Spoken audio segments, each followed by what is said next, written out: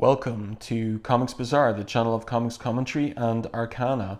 This video features the Uncanny X-Men number 293, cover dated October 1992. So, cover here by Andy Kubert and inked by Mark Pennington.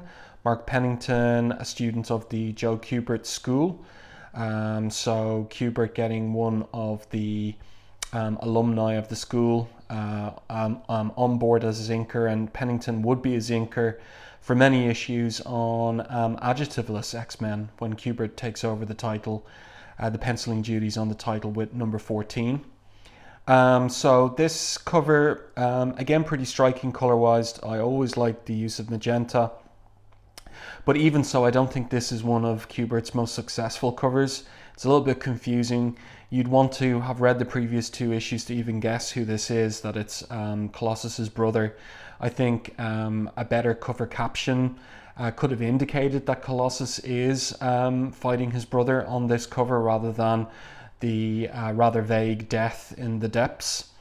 So let's open this one up and see our splash page. So at the end of the previous issue, we had Bishop and Jean Grey going back down into the Morlock tunnels to go after the Morlocks and ensure that they didn't get up to any more mischief. And so here we've got the trio of Storm, Colossus and Bishop blasting their way through to where the Morlocks are gathered. And we've got our creative team, Scott Lobdell writer, Rurik Tyler breakdowns, and Tom Raney pencils. So in the previous issue, Tyler was doing the layouts. So breakdowns is even more detailed than layouts.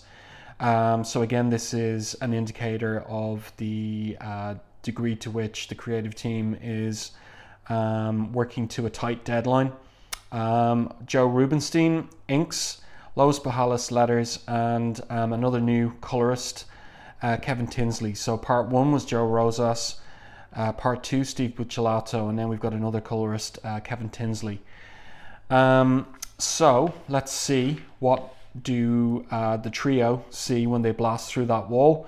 Well, a very unexpected sight. It's Colossus's brother, Mikhail. You can see how shocked Colossus is. And he here is basically proclaiming himself to be ruler of the Morlocks. So nice double page splash here.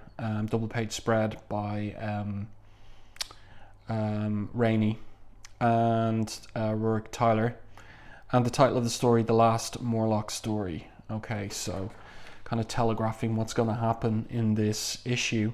And then we pick up with Jean Grey, who's making her way independently through the tunnels, and she is on a solo mission searching for Archangel. And she is in telepathic contact with Professor X, who's injured from the previous issue. He injured his leg, and he's trying to get back into his wheelchair, obviously. And what happens next is a surprise. He gets kicked in the head by Callisto. So she threatens here that she is going to prove herself to be true leader of the Morlocks by battling the founder of the X-Men to the death.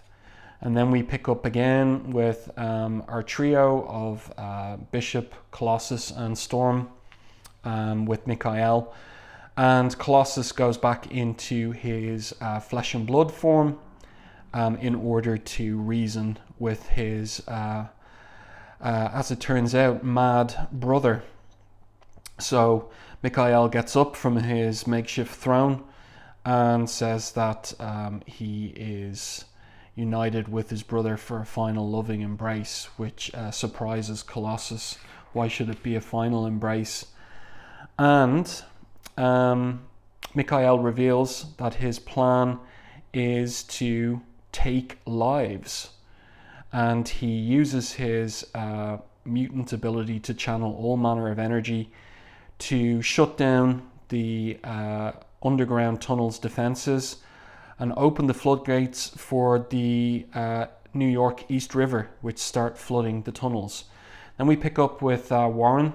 In the previous issue, we saw him having something of a nervous breakdown on the site of where his original natural wings were removed by the Marauders during the Mutant Massacre storyline. And there's a mistake here in the dialoguing where Warren says he wound up battling the Reavers on his own. So of course it's not the Reavers, it's the Marauders that he was battling. And he shouts out that he sacrificed everything, his wings, and he's no idea why. And Jean finally finds him and says, because that's the type of guy that you are. She means a hero, yes. And he's still in a deep funk, and we'll pick up with him and Jean in a few pages' time. But in the meantime, we get back to this fight between Callisto and Professor X, and it seems pretty one-sided since Professor X doesn't have the use of his legs, of course. So he tries to reason with Callisto. He tries to make the point that he can see things from her perspective because the actions of other people, well, the Morlocks have robbed her of her physical beauty, but he too has been robbed of something, the use of his legs. But Callisto isn't listening to him. She says, I don't care about my heart, I care about my face, my body, I want my life back. So she has Professor X under the water and he's drowning, and so he just basically punches her out. So obviously, even though he hasn't the use of his legs, he's been keeping fit with his upper body strength, and he knocks her out with one punch. He thinks here about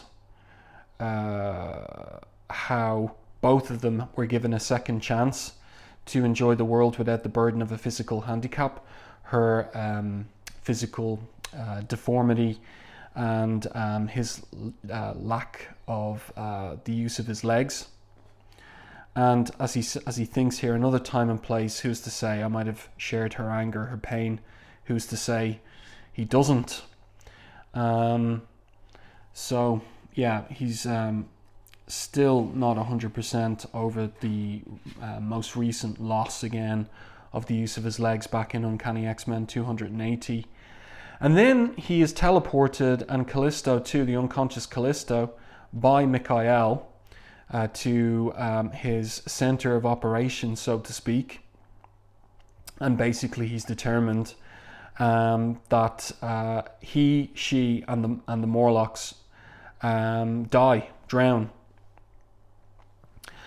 Because as he says, there is no place in the world for monsters like Callisto and the Morlocks, or monsters like himself.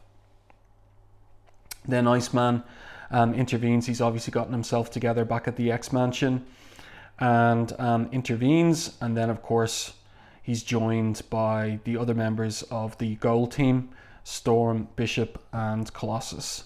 So this is a nice little anchor image here on this particular page.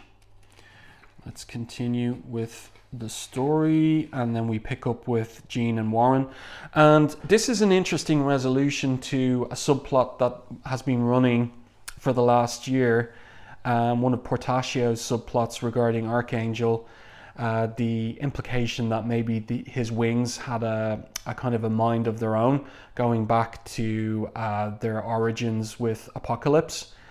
And Jean tells him that Apocalypse only gave you the tools with which to destroy your life, Warren. He provided the instruments of pain and suffering, the adamantium wings. You're the one responsible for wielding them. I don't think I'm telling you anything you haven't suspected for a while. You don't suffer from a bloodlust. You're responsible for every act you commit.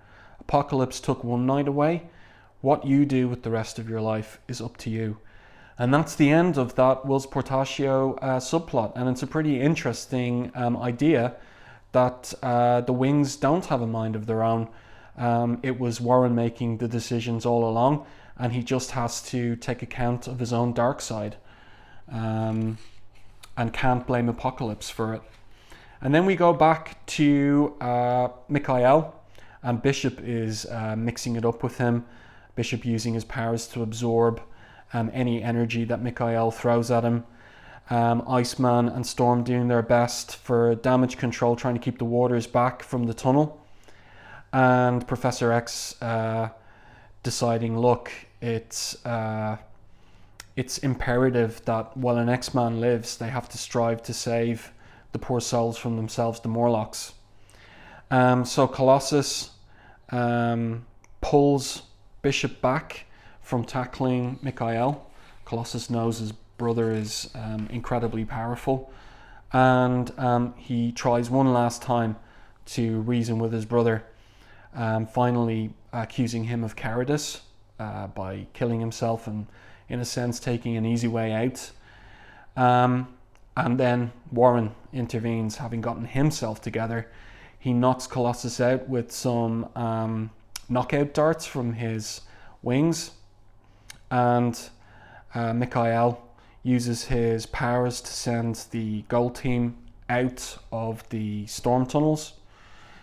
And that's it then. The water pours in, and apparently they all drown. So that is the end of the Morlocks, Callisto, and Mad Mikhail. Again, a character introduced by Portatio and written out by Lobdell just a couple of months after Portatio leaves the X-offices for Image. And then we get our aftermath. So of course, Colossus had been planning a reunion trip to take Mikhail to Russia and have a reunion, a family reunion with his parents and Ileana, his baby sister. And of course, impossible now. So he rings Ileana and has this difficult phone call with her where he tells her, number one, that he won't be returning home tomorrow as planned because something's happened. And the surprise that he promised her, he'll talk about it with her when he does get home. And then I really like this page here. Good choice by Lobdell to keep it silent. So Colossus gets off his phone call, and then he just basically breaks down at the kitchen table, and Jean comes and comforts him. So that's really effective page there, conveying his grief and the emotion of the scene. And then we get to our final page. And this is a little bit of, I don't know, it's a little bit of bathos coming directly after Colossus's real bereavement. We have Storm mourning over the loss of her plants that she's kept alive throughout the years, and that were alive to her. And she's broken up about it because Callisto destroyed them when she wrecked her room looking for the leather jacket of leadership of the Morlocks. And so Storm says, you know, rather pathetically, I've lost them as surely as I've lost Forge. Tell me, Bishop, how am I supposed to go on without love? And this is a bit of a reversal here because she'd been so tough talking to him over the previous issues. And so he says to her, we haven't known each other very long, Aurora, but I can tell you we're alike in many ways. We're survivors. You'll get your life back together because there are people who need you. You'll do it with the love and support of your friends, one piece at a time. I think it would have been better to end on Colossus and his grief. That would have been more powerful. As I said, this is a bit of bathos coming immediately afterwards, so I'd reorder that just to improve it. But there you go. That's it. Of Portatio's additions to the X-mythos, it's only Bishop that sticks around and into the future. And then the letters page dealing with 289, but interesting box here indicating what's coming up. And it's this year's mutant crossover, the Executioner's Song. A saga so big it'll run through X-Men, Uncanny X-Men, X-Force and X-Factor for the next 3 months. So stay tuned to the channel because my reviews of Executioner's Song will be coming up shortly. So I do hope that you enjoyed this review and commentary of the Uncanny X-Men 293. If you did, please like the video, and if you haven't done so already, subscribe to the channel and stay tuned for more content like this.